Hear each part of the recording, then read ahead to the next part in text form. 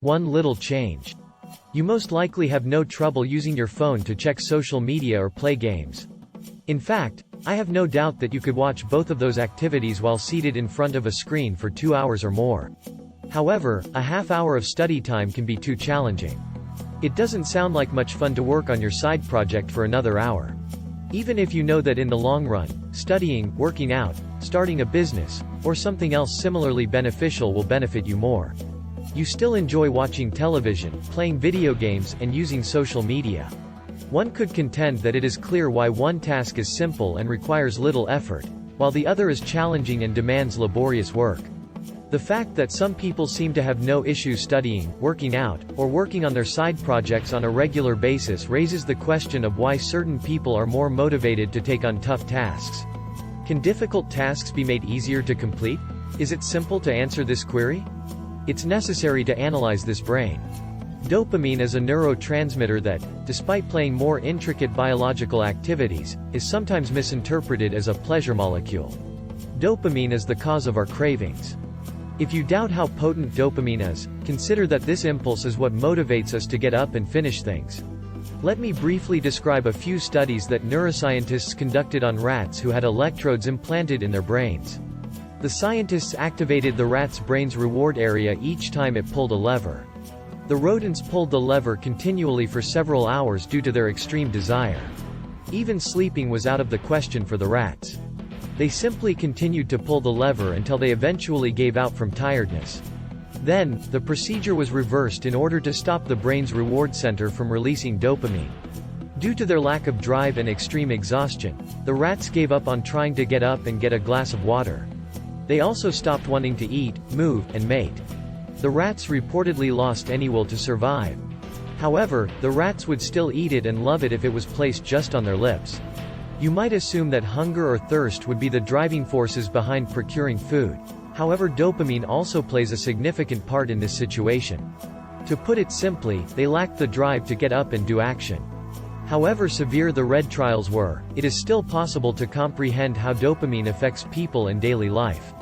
In actuality, your brain's priorities are greatly influenced by how much dopamine it anticipates receiving. You won't be driven to do something if your dopamine levels are only little raised.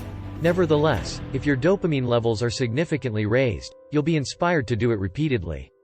Dopamine is consequently released anytime you act in anticipation of receiving a reward. Your brain will not start the behavior if you are aware that there won't be an immediate reward. For instance, your brain releases dopamine before eating comfort food because you believe it will make you feel good, even when it actually makes you feel worse. The reason behind this is that your brain never even thinks if having too much dopamine is unhealthy for you. It only desires more of it. A stereotypical example would be a drug addict who, despite knowing the drug is harmful to him, solely thinks about getting more of it. In addition to making you feel high, cocaine and heroin also release a lot of dopamine, which increases your desire for them.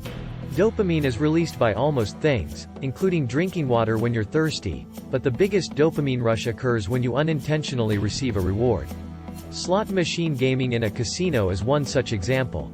Even if you have only been losing money up until that moment, you start to gradually anticipate making more money. You simply can't predict when it might occur. And even if we aren't aware of it, we are constantly supplying our brains with extraordinarily large quantities of dopamine in today's digital environment. Dopamine-boosting activities include things like playing video games, watching online porn, and skimming through social media.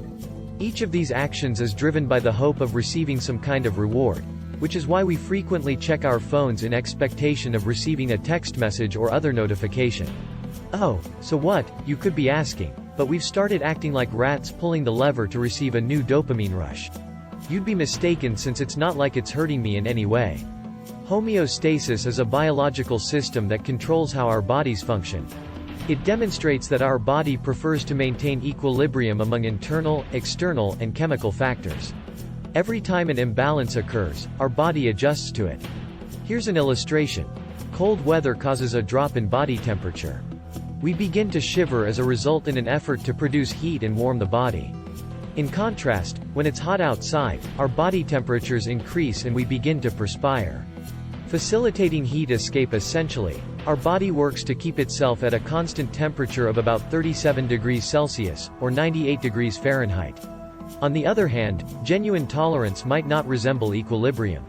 For instance, whereas someone who frequently drinks will need to drink more since their body is used to it, someone who rarely drinks will get drunk very quickly.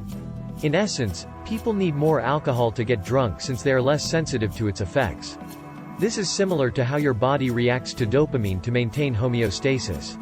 Essentially, your brain turns down the activity of your dopamine receptors to help you get used to having lots of dopamine, which eventually becomes your new normal. Is dopamine tolerance a thing? This can be a severe issue since you start to lose interest in the activities that used to give you a dopamine rush and find it more difficult to find the motivation to complete them. They don't release as much dopamine as those that do, which makes them seem dull and less enjoyable. Due to the large amounts of dopamine they produce, which makes us feel happy and comfortable, people often prefer playing video games or surfing the web to studying or working on their companies. Sadly, study and diligent work can only partially free it. For many reasons, including this, drug users who have tried to quit struggle to fit into society. Their dopamine tolerance increases to the point where normal daily life is unable to keep up with it. They resemble both drug users and the rodent models employed in prior studies, which lacked motivation to complete any activity when insufficient dopamine was delivered. Once their dopamine threshold is too high, the same effect occurs to persons who are hooked to video games, social networking, or online pornography. They are unable to engage in low dopamine behaviors, which raises the question of whether anything can be done to prevent this from happening. You must now do a dopamine detox if you want to find a solution. You may already be familiar with how a dopamine detox works. You'll schedule a day without engaging in any highly stimulating activities. Be aware that once you stop doping up your brain with dopamine, your dopamine receptors will begin to rebuild. If you have a drug addiction, I advise you to get professional help because you have likely become physically and psychologically dependent on the substance, and I don't want you to go through any difficult withdrawal symptoms. Going back to the detox, you'll try to take as little pleasure as you can throughout the day. You won't be able to watch TV, listen to music, masturbate, or consume junk food, nor will you be able to use the internet or any other technology, such as your phone or computer. You're going to turn off all external sources of pleasure for the entire day. I can tell you that there will be plenty of boredom for you to enjoy. You are free to use a computer or smartphone, but you are also free to walk outside, meditate, spend time alone, reflect on your life and your objectives, and write down any ideas you have. All of these actions might seem difficult, but they are necessary if you want quick, dramatic results. Why this might still work at this point may be a mystery to you. Consider what would happen if you started eating at the greatest restaurant in your town every time. Such pricey meals would start to feel routine. You would surely say no if someone offered you a bowl of plain rice because it wouldn't be as tasty as the food you usually order from a restaurant. But when you unexpectedly find yourself alone and famished on a far-off island, that plate of plain rice won't seem so horrible.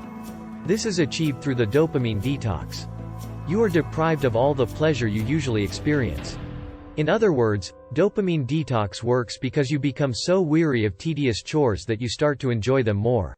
These less satisfying pursuits consequently seem more enticing. You can perform a mild dopamine detox if you don't want to go to such lengths and deprive yourself of all the pleasure by deciding to entirely abstain from one of your high dopamine behaviors on one day of the week.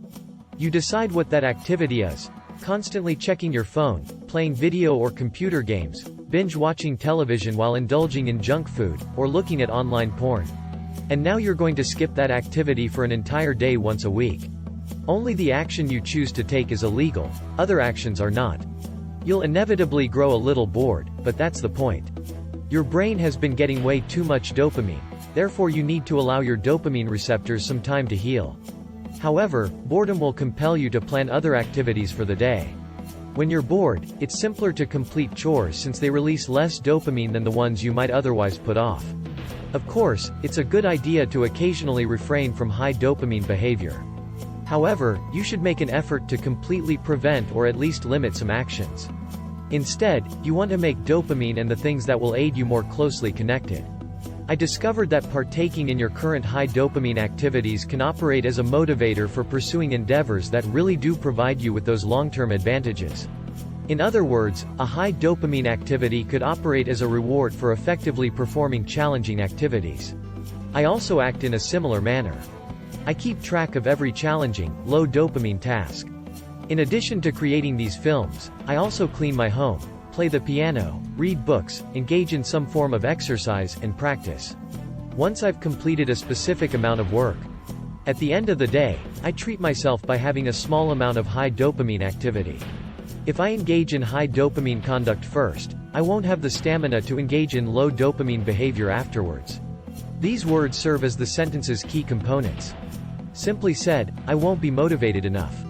As a result, I never start with the challenging tasks before indulging in high dopamine ones. As an example, after completing an hour of low dopamine work, I treat myself to 15 minutes of high dopamine activities. I give myself 2 hours of high dopamine behavior for every 8 hours of low dopamine behavior. Of course, these are my ratios, and you are free to modify them. Additionally, it should be underlined that rewarding unhealthy, addictive behavior is a bad idea. Find a different incentive that is less harmful but that you still deem important in its place.